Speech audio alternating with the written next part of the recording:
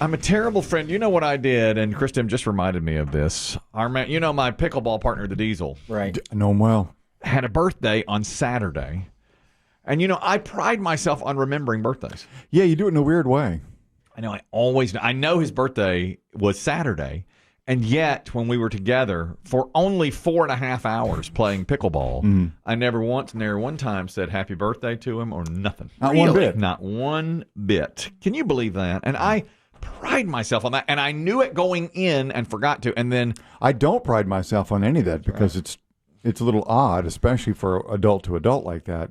But I did happen to see the Diesel's wife posted him a happy birthday message on social media and said, hope you're enjoying playing pickleball wherever you are. Exactly. Yeah. See, she did better than I did. And he was with me. I could have clutched him in, given a big man hug, and said, Did you buy lunch after? No. He went to work. I said, all right, man, I'll see you man. I'll see you Monday. He went to work that's on so his unlike you, birthday. too. I know. I should have. That man works all the time. He doesn't hold his birthday in high regard like many do, unfortunately. Apparently not. Oh, is he milestone? No, it's not a milestone. Oh, well, then who cares? I know he's close. He's close on my heels. His daddy got him a car. How old is he? 57. Well, that's nice. Just turned 57 on Saturday. Real nice. And I didn't say not nary one word to him.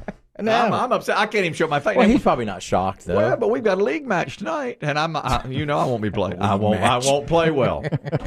We've got a road league match. We're on the road tonight. Ooh, how far are you traveling? About 20 minutes. And now let me tell you, the hostile crowd. I don't know what league match means. Oh, we got a league match tonight. This is a big one. This is not just a friendly. This is a big one tonight. Okay. This one counts. In fact, this is interesting, too. I had to leave. Actually, it's probably not that interesting, to be honest You're with you. assuming that the previous segment was. It's a big assumption. I got so into it. We started playing at about 10 on Saturday. And I told everybody, I've got to go at 1:30. We had a man coming out to remove a tree. And I said, What were you going to do? well, I needed to be there to let him in. Oh. Just to say, hey. Where's the tree? It's back here. And I'm done. Sir, I don't need to come in. The tree's out here. He didn't know which tree. I had to tell him. Actually, it wasn't for the removal. It was for the meeting to say, do we need to remove this tree? It was just, and anyhow, I said to everybody, I've got to leave at 1:30. I've got to meet my arborist. I've got to. I cannot stay. I said it from the beginning. I said, I've got to go at 1:30. Right out front like that. I've got to go at 1:30 because he was coming at 2. Not 1 minute more. Not one. I said, I cannot stay. And so we play and play and play. And this is how I get so lost in it, And the Diesel and I are in a huge match, and we knew this was going to be the last one, and we lose 12-10. You play to 11, but you got to win by 2. We lost 12-10. And Diesel, as he often does, said, y'all just want to go to 15 and extend this match. And everybody said, yeah. And I was like, yeah. And then I turned, I said, well, what time is it? And he looked down at his Apple Watch, and he goes, 5 till 2. I was like, I grabbed my Sorry, guys, gotta go. I grabbed my pad. I just ran straight off the court. You got to set an alarm. And that's the way I know I should have. I got too into it. Well, and in this way, guy didn't show up. Guy did not show all. At all. He did not show up at all. Well, everybody Wow. does different business different ways, but Sunday's kind of a strange day to come by in the afternoon, isn't it? That was Saturday. Oh, this was was- even and so. I he mean, a lot of planned people it. work on weekends. Well, let me tell you why he was coming Saturday. He didn't come Friday. Oh, you got issues. You got a bad arborist. You need a tree did- man. okay. You need a new tree man. He was supposed to come Friday at 4, okay? And he didn't come, and it was about 4:15, so I called him and said, Who's this? Hello? I said, hey, man. He goes, I am so sorry, but I'm not going to be able to make it today. Can we do tomorrow around 2? And I said, sure, let's do tomorrow. And this was Saturday at 2. Mm-hmm. Yeah, but Well, I grab my paddle and my shoes and run home. And I get home at like, Did I bring my calf stretcher? Hope I didn't leave it. I may have sacrificed a water bottle. I can't find a water bottle. it'll be fine. I get home. This is Biggie's definition of audacity. I get home. Now it's about 10 after 2. My wife was still there, but she was leaving. That's why I had to get home. She said, okay, he hasn't come. She left. Well, about 2:30, I called. No answer, no answer, no answer. Never heard from him at all. And so Sunday, I called him and said, hey, man, what happened to you? He goes, let me come by right now. And I said, All right. And here he comes. And he never even said a word. He just came by and looked at the tree. Crazy. I know. So he's like, I'm in your area. I'll come by right now. So he never even said a word about what was going on Saturday. Do you plan to get a second estimate? Yes. I'm not sure how reliable this guy is. That's not professional. I'm not. I agree. Well, when did he say he could cut it down? He said he could cut it down, and he said the best time to take it down, it has to be replanted. It's a small tree, but it's so close to the house that we're afraid that the roots will grow into the foundation. And so it has to be, but it's a nice tree, so we're going to take it up and replant it. And he says he can do it. And I was told by someone I trust, he's a tree whisperer. He's magic with trees. If you need one replanted. It's a high-risk maneuver. It is a high-risk maneuver. You got to go, but it's on his time. And you just never know. So I thought, here he has blown me off twice. Then he comes by. I agreed with you that I thought I got a bad arborist, but I've been told he's the best in the business, and he will replant that tree with great care. We'll wait and see, I suppose. We'll find out. And it's supposed to be done here in about a month is when he's going to wind up doing it. Talk about audacity, and that's Biggie's word. He brought it up not long ago. He sees way too much audacity. All the time.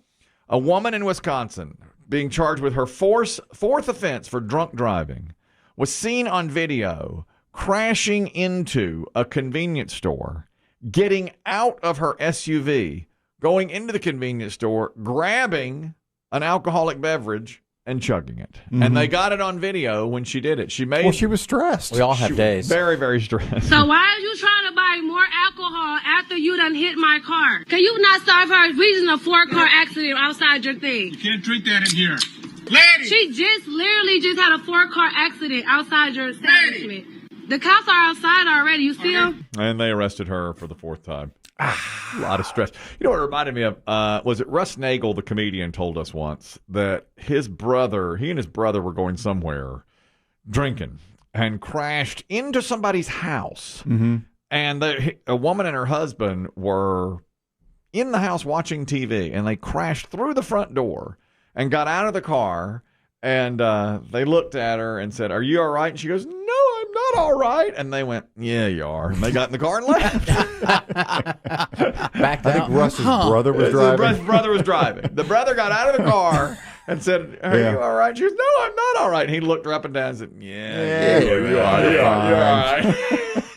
And left. Now that's Let me get this audacity. thing in reverse. That's audacity. And this is audacity. They had a big 4-car pileup in front of the convenience store. She went in, got herself a drink, didn't pay.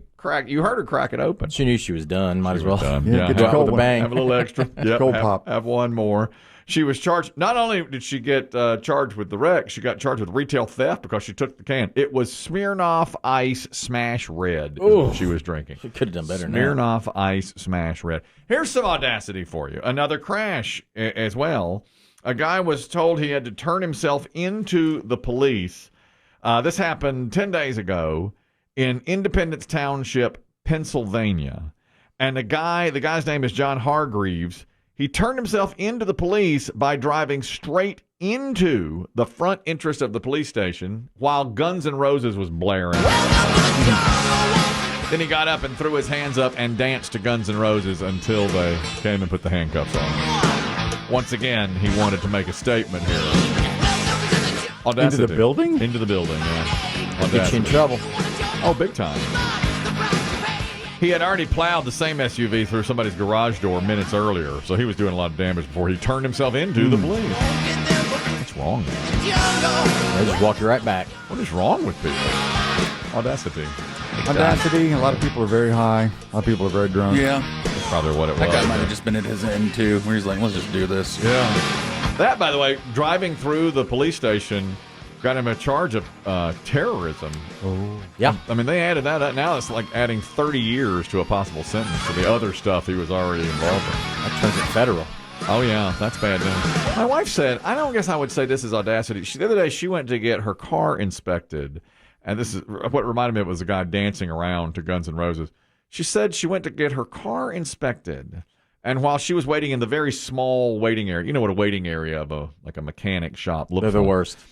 Yeah, They used to have Judge Judy on the TV. Now they don't even have TVs anymore. Yeah, they'd have little TV. You just stare at your phone. Bad signal. exactly. So Rabbit ears. apparently, what happened, this is my wife, I wasn't there for it, but she said it was her and one other woman.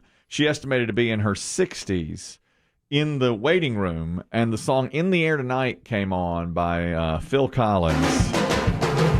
And the woman got up and danced all around, like really danced, she said, for the whole 4 minutes of the song. And it was just the two of them, and neither said a word. But she just danced around. Like, Get it, Tanya? The entire... It's a strange one to want to dance to. What I thought. And then the next song up was something by the Beastie Boys, and she continued to dance. So she did 2 songs. She's in a good mood. Apparently. Your wife didn't want to join in? No. It's a moment. Kept her face. It's the best part. Oh, I know. Yeah, really. Can pull out her camera. I mean, this is the stuff you Didn't do record. it. No. In fact, she just put her nose in her phone and didn't look at anything, you know. But the woman apparently got right in her face and took her out. You shimmied it. Shimmied and everything. Very weird. Very odd. More audacity here. There is a woman complaining to police and says that she can't get any help. This is in Kingsland, Texas, because her family is under attack from a very large pig. She says that her parents' home has been under attack from a large pig for several weeks now, and that they cannot get anybody to help them get the pigs off the property. Apparently, the pigs are wild pigs that come onto their property. Wow. And then won't leave. And this is the woman telling the story. I'm standing inside my parents' house with a hammer and a knife trying to defend myself and defend my family at any cost. I shouldn't have to live like this. My whole family's scared. They feel like they're prisoners in their own home. They can't go nowhere. They said that the pig has come back several times. That's Wendy Goldstein. 300 pounds, black and white spotted. Wendy? No, not Wendy. No. Well, I don't know. I don't know Wendy. I mean, she sounds like a bigger girl. Okay, I can't. Who's 500 pounds? I'm not going to estimate her. 300. 300 pounds. That's 300. Wendy Goldstein. My daughter got hurt out here, and then he barreled through. My mom wrestled with him at the doorway to try to prevent him from coming in. He barreled on through, got a hold of my dad. My mom tried to lay on top of him to crunch him down until the cops got here to get him. And he overpowered her and got on top of her. And he had hers flattened like an accordion. Submit! Submit! You pig. She said finally animal control came out and shot the pig with a pepper ball, but he ran off. And he ate it. He ran off. Peppered ham. Love peppered ham. Pepper ball. Correct me if I'm wrong. I know that there are thousands and maybe tens of thousands of P1s screaming at their radios right now. Can they not put a bullet in this pig's brain? Is it against the rules, or they just don't have guns? I don't know. It's Texas. You'd think. Maybe they didn't have a gun. Cops do. They shoot boar from the air, don't they, in Texas? Yeah. The cops have never been out to see the pig. Animal control came out once, shot it with a pepper ball, thought that would be The deterrent. Yeah, and it just ran off. And it's come back since. So it's like, what do they do? And they, I don't know if they don't have guns or are not good shots or whatever. But I imagine once the story gets out, the neighbors will show up, right? With their rifles. Just waiting. Yeah, you'd think there'd be a line of people wanting to. I was Please let me shoot something. Listen, Please. I was at a neighborhood party on Saturday night. And, we have a lot of deer in our neighborhood. And there's a guy there. We were talking about the wildlife in the neighborhood. Because we also have, occasionally you'll see a hawk or a wild turkey or something, And the neighbor, Redneck Randy, who's lived there for 20 years, I said, I see a dozen deer going out of here every morning. And he says, not as bad as it used to be. And I said, oh, really? He goes, you got me to thank for that. Redneck Randy. Did he take a silent drag off a cig? Yeah. Redneck Randy once apparently accidentally hit a deer with his truck. And he grew up on the farm. And he said back when he was young, if a deer was dead, you'd put the carcass out on display so all the other deer would stay away. And he did that in his front yard and got in some serious trouble with the HOA. The HOA came by and said, there's a deer carcass in your yard. He goes, that's right. Exactly. It's a message. You ever heard of Vlad the Impaler? It's like you with ants. It's like Chris did with ants. He'll tape them down to the desk. If you I don't kill them. No. He puts Scotch tape on them. Over a live Half ad. of that's for embarrassment. Over a live ad. Tell your friends. Tell your friends.